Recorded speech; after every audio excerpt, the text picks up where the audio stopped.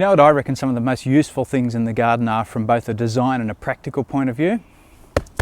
Retaining walls. Whether they're large or small, timber, stone, or masonry, you can use them to bring an area to level, allowing you to create gardens, lawns and pathways. I'm going to add 2 low timber walls across here so that I can make a pathway to make it nice and easy to get into our garden. The wall on this side is going to be 400 millimeters or 2 sleepers high, and I'm going to inset a step into this section here.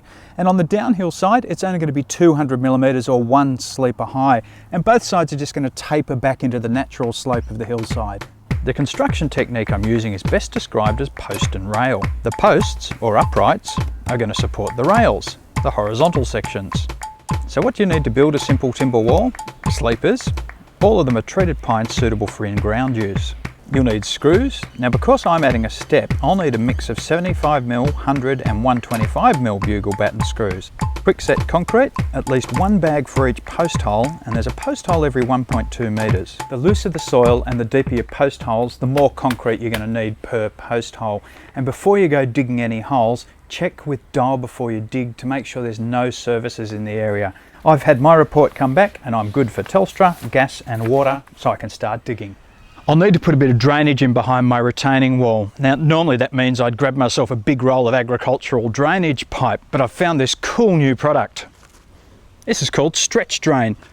Looks like it's only a couple of metres long, doesn't it?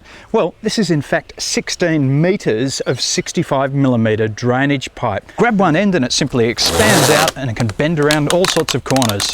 So much easier to handle than wrestling with a giant roll of pipe. You just cut it to any length you need or squash it back down, and then you can just fit all the different bits and pieces you need onto the ends of it to join it into virtually any pipe system. First, our set out. I'm running a line in keeping with the wall in the garden and the width of the existing entry. The easiest way to get it accurate is with a string line and then use some set out paint. And it's time to get digging. I'm using a technique called cut and fill. I'll stockpile the material I'm removing and use that to create levels and for fill behind the wall. I'm also carefully lifting and saving some of the turf for reuse. All my services surveys came back telling me there was no pipes in the area. But what do I find? One very old and rusty pipe. This is why it pays to take care when you're digging, even if you think you know what's underground. Now I'm 95% sure that this is a redundant water pipe, because the only pipe that's supposed to be here, according to the surveys, was a gas pipe further out that way. But I'm not going to take any chances. What I'll do is I'll adjust my levels a little bit and I'll cover it over and leave a mark on the wall so I know it's there in the future. Well, thanks to my mystery pipe, I've had to change plans a little bit. So what was going to be dead level is now running uphill slightly. I decided to put in the downhill wall first to allow me to more easily profile my soil off. It just gives me a line to follow to get my excavation right, and it's a lot neater than having string lines around that you're getting tangled in. The wall behind me will still be dead level. It's just this one, which will be the path profile, will have that slight uphill slope. At the far end, I'm adding some steps.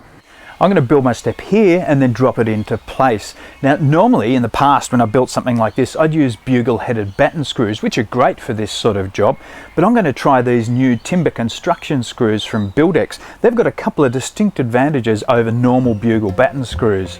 The head's like a flat washer. That means they pull the timber together really well rather than burrowing in the way a normal bugle batten screw does.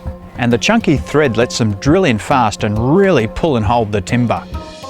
The steps are a pretty simple structure. Lay a sleeper section flat as a tread, then screw another section on behind as a riser. The next tread then screws onto the back of the riser, giving you comfortably sized 250mm treads and 150mm high risers.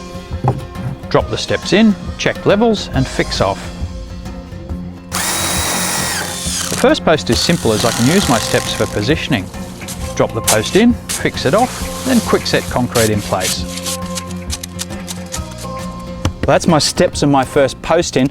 With the first post in, I can use this to double check all of my lines are running straight, and I can mark out my next post holes.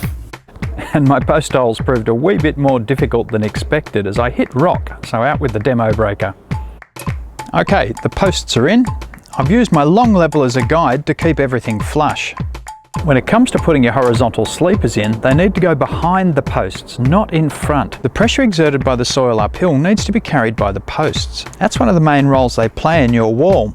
they're load bearing. If you put your sleepers in front, the only things taking all the load are the screws, and chances are they won't hold over time. Sleepers in, I've trimmed the bottom one down to fit. Now I just add lots of screws to tie it all together. Now the drainage, I've run the pipe through, just stretch it out, some gravel on top if you need it, and then lay filter fabric down before backfilling with soil. Now here's a tip for you.